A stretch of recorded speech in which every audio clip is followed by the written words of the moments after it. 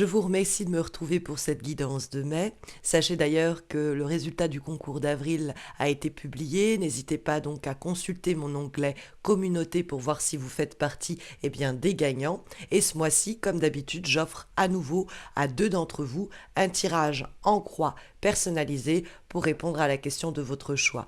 Et pour participer, c'est très simple. Il vous suffit d'une part de vous abonner à ma chaîne et de liker cet horoscope, cette vidéo. Et d'autre part, soit vous pouvez commenter cet horoscope pour m'expliquer comment il résonne ce mois-ci en vous. Un des commentaires sera sélectionné et remportera un des 2 tirages personnalisés. Ou alors, et vous êtes beaucoup moins nombreux et nombreuses à le faire, vous pouvez toujours en commentaire de cet horoscope indiquer cette fois-ci le réseau social sur lequel vous me suivez, que ce soit Facebook ou Insta, et puis votre pseudo si vous en utilisez un. Et un de ces commentaires-là sera sélectionné et remportera l'autre tirage en croix. À ce sujet, n'oubliez pas que vous pouvez me retrouver chaque lundi pour des guidances donc hebdomadaires sur Facebook et Insta, dont vous avez les liens dans le descriptif de cette vidéo. Quant aux résultats du concours de mai, ils seront postés lorsque les horoscopes de juin seront publiés. Je vous propose à présent de nous recentrer autour des énergies de ce mois de mai. À ce propos, j'ai d'ailleurs publié une vidéo au sujet de Beltane, cette célébration païenne du 1er mai que vous trouverez sur ma page d'accueil. Mais je vous propose donc de découvrir dès à présent les énergies que nous réservent les cartes du tarot Pastel Journey pour ces prochaines semaines.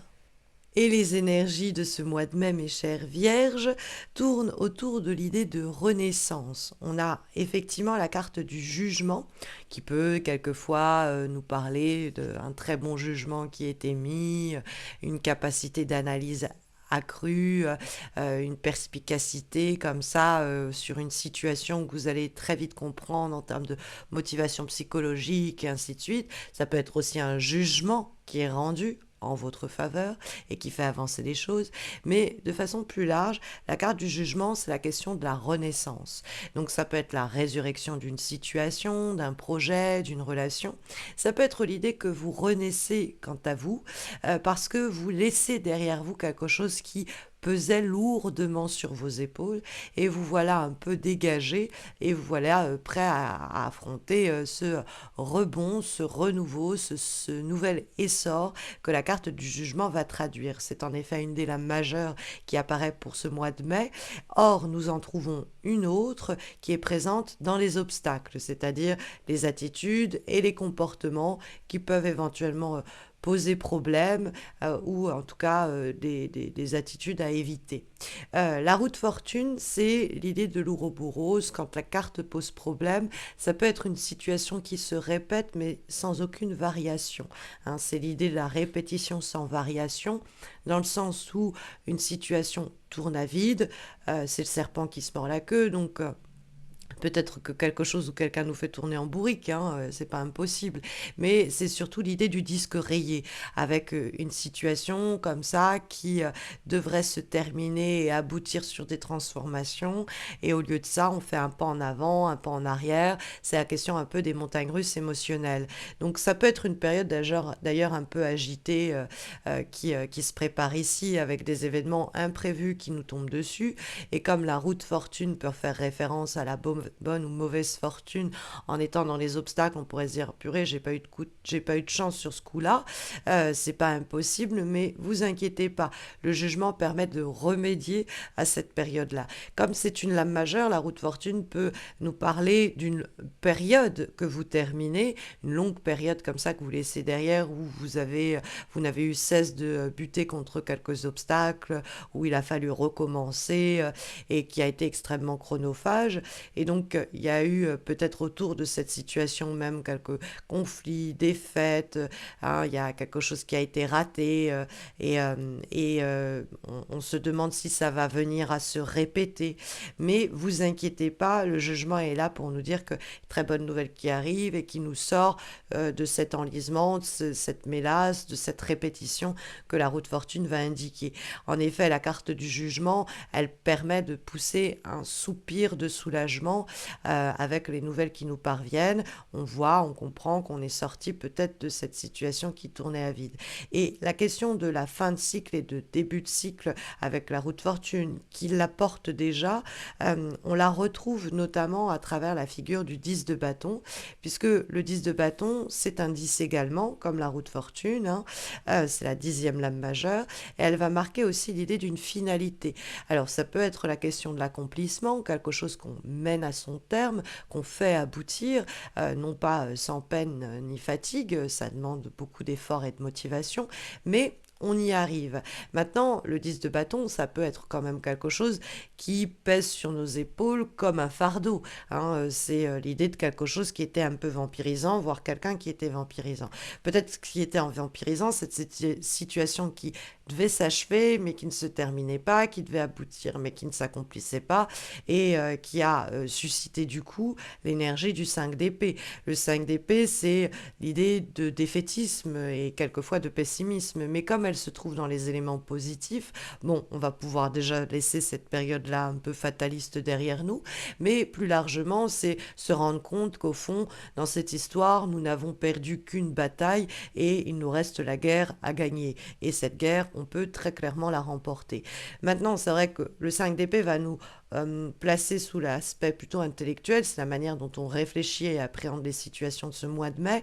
Et 5 d'épée, c'est quelquefois aussi la nécessité de se retrouver, de s'avouer vaincu dans certaines situations, de se dire, bon, j'ai bataillé, j'ai discuté, je me suis peut-être même disputé, il y a eu quelques conflits et quelques luttes comme ça que j'ai menées, et puis je me rends compte, avec notamment cette roue de fortune, que ça tourne en rond, que ça n'avance pas pour autant.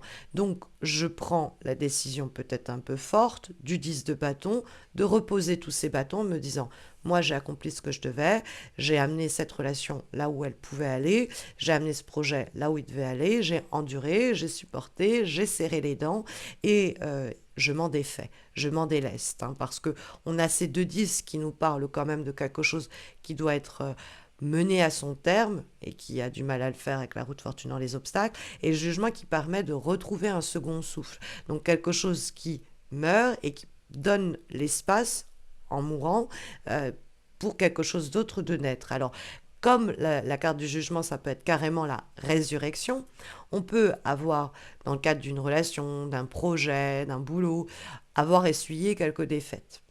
Mais on ne rend pas les armes pour autant. On se dit, ok, c'était pas le bon timing, il n'y avait pas les choses qui s'étaient goupillées de sorte à que on puisse stabiliser le jeu ou atteindre les objectifs. On est peut-être aussi été face à quelqu'un qui était très girouette et qui a, par son instabilité, eh bien, précarisé la finalité de cette situation. Donc, il faut l'accepter, c'est pas le bon moment, mais mon moment viendra. Et le 10 de bâton, c'est je tiens bon en attendant que cette nouvelle me parvienne, que ce jugement soit rendu, que cette discussion à cœur ouvert soit livrée et qu'on puisse permettre de se délester de ce qui était agonisant, de ce qui buguait, de ce qui bégayait, de ces défaites passées et de se dire, bah, en fait, ici, j'ai une nouvelle chance, on a une nouvelle chance, peut-être même, parce que ça pourrait être l'idée d'une relation, par exemple, que l'on pensait finie, à propos de laquelle on avait quelques amertumes, peut-être même sur l'idée, bon, est-ce que c'est complètement terminé ou est-ce qu'il y a une possibilité pour que, en tirant quelques enseignements de ce qui s'est produit, eh bien, relancer la donne. Et dans ce cas-là, c'est vrai que le jugement, il nous dit que oui, il y a une possibilité de faire renaître ce projet, d'amener cette relation à renaître de ses cendres, après une période quand même très en dents de scie, très montagne russe, hein, et quelque chose quand même d'un peu lourd. Peut-être qu'il faut même accepter la fin de quelque chose, ou se dire, bon, on fait un break, on fait une pause avec ce projet, avec cette idée, avec cette personne, pour qu'on y retourne, l'esprit plus clair, parce qu'il y a la question de sang-froid et de lucidité quand même avec le jugement, hein, c'est l'idée de juger et de jauger des situations, des relations. Et le jugement étant la direction pour ce mois de mai, on voit une possibilité d'émettre le jugement adéquat. Maintenant, ça peut être aussi une très bonne nouvelle qui nous parvient, ou une discussion éclairante et qui va nous pousser vers un nouveau rebond professionnelle, une nouvelle situation personnelle. Parce que le jugement, ça peut être la capacité à se réinventer soi-même. Il y a cette idée-là, effectivement, de s'offrir un nouveau souffle. Et comme avant-dernière énergie, pour ce mois de mai, nous avons une lame issue d'un oracle, celui des esprits guides, et nous avons la carte de la transition. Donc cette carte de la transition, elle vient bel et bien nous confirmer qu'il y a une transformation en place au cours de ce mois de mai. Vous êtes dans l'état peut-être transitif de cette transformation parce que c'est vrai qu'on a à la fois l'idée de fin de cycle avec ces 2 10 et d'un nouveau souffle et d'un renouveau, d'une renaissance. Donc on peut avoir l'idée de la mort et de la renaissance ici signifiée. Et cette carte de la transition, elle nous parle de quelque chose qui est en mouvement. Rien n'est figé au cours des semaines qui viennent.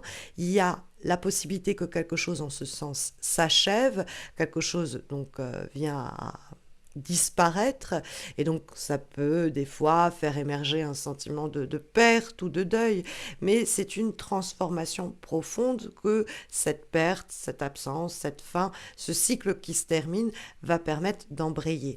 Il y a l'idée que rien ne disparaît vraiment, vous savez, rien ne se perd, c'est Lavoisier quoi, rien ne se perd, rien ne se crée, tout se transforme. Donc il y a dans cette carte-là l'idée qu'il faut, avec le scarabée en question, accueillir sa venue comme une bénédiction. C'est l'idée un peu de... Il accompagne, vous savez, les divinités dans le cadre égyptien, les morts vers la renaissance éternelle. Et donc cette carte-là, elle nous dit que on va certainement au cours du mois de mai franchir un seuil, et il y a de nouvelles forces qui vont vous être offertes afin de vous accompagner dans cette transition vers un nouvel état. Et donc, dans ce cas-là, il faut aussi accepter, bon, bah ça marche pas, ce combat-là, je ne le livre plus, pour monopoliser mes forces autour de ce qui en vaut la peine, ce qui en vaut le coup. Et comme dernière énergie, pour ce mois de mai, nous avons une lame également issue d'un oracle, celui de l'astrologie intuitive, et nous avons la carte de l'imagination, du rêve et de l'inconscient. Alors ça peut être vraiment un dernier conseil pour mener au mieux ces transformations et ces changements, et naviguer au cours des semaines de ce mois de mai, puisque cette carte, elle va vous inviter à vous mettre en contact avec votre inconscient, vos rêves, les messages que ça peut vous envoyer. Donc être attentive à si vous n'avez pas des signaux qui vous disent quand vous êtes sur le bon chemin, quand est-ce qu'il vaut mieux vous libérer de ceci ou vous connecter à cela. Et puis c'est aussi la capacité pour vous au cours du mois de mai de voir certains de vos rêves devenir réalité. C'est une carte qui vous invite à y croire, en tout cas, pour les réaliser. Et donc, elle nous parle de vœux qui peuvent se matérialiser à la condition que l'on essaye d'identifier les moyens, les méthodes, les actions, les comportements qui peuvent permettre de faire passer cette idée du rêve à la réalité. Il y a quelque chose qui peut être mis en lumière dans votre comportement, dans votre vie, dans votre émotionnel, des mécanismes peut-être, même manière de vous comporter ou de réagir, et qui peuvent être soit à éliminer pour pouvoir concrétiser vos désirs, soit des outils et des moyens pour vous élancer. Donc soyez attentifs à ce que votre imagination, vos rêves ou votre inconscient vous murmure, ça pourrait vous mettre sur le bon chemin. Donc voilà en tout cas les énergies sondées, mes chères vierges, pour les semaines qui viennent. Mais sur le plan sentimental, sachez que je suis sur le point de publier des guidances amoureuses trimestrielles pour mai, juin et juillet. Donc ça devrait arriver début mai au plus tard. Donc n'hésitez pas à vous abonner pour ne pas les rater, ces guidances. Et puis si vous avez besoin de quelque chose d'un peu plus hebdomadaire et suivi, vous pouvez me retrouver chaque lundi sur Insta et sur Facebook pour des guidances hebdomadaires. Et puis écoutez, je vous souhaite de très belles semaines à venir. Je souhaite aussi bonne chance aux personnes qui participeront au concours pour remporter leur tirage personnalisé gratuit. Et puis bah, je vous retrouve très vite, peut-être déjà pour les guidances amoureuses trimestrielles, et puis sinon peut-être aussi pour la vidéo que j'ai réalisée au sujet de Beltane, hein, la fête païenne du 1er mai, que vous trouverez ici en suggestion en fin de cette vidéo. Voilà, bah, prenez bien soin de vous, mes chères vierges, et à très vite j'espère.